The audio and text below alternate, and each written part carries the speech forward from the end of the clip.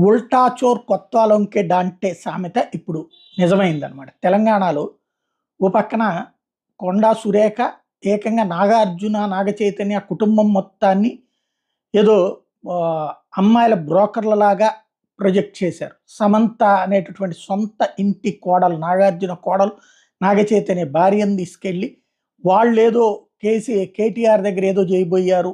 కేటీఆర్ పిలిస్తే పంపించలేదని అమ్మాయి ఏకంగా విడాకులే తీసుకుందన్నటువంటి ఒక దారుణమైనటువంటి పదజాలం వాడటమైంది. అది తర్వాత పెద్ద ఎత్తున పబ్లిక్‌లో వైరల్ అయిన తర్వాతన, నెగెటివ్ అయిన తర్వాతన దాన్ని ఉపసంహరించుకుంటున్నాను. ఏదన్నా ఫీల్ అయితే సమంతకి సారీ అంది గానీ నాగార్జునకి సారీ చెప్పలేదు. అసలు సమంతని కాదు అక్కడ అంది. సమంత ధైర్యవంతురాలు, ఆమె ఎదురు తిరిగిందని. కానీ రైట్ చేసింది నాగార్జున, నాగచైతన్య ఆళ్ళ కుటుంబం మొత్తాన్ని.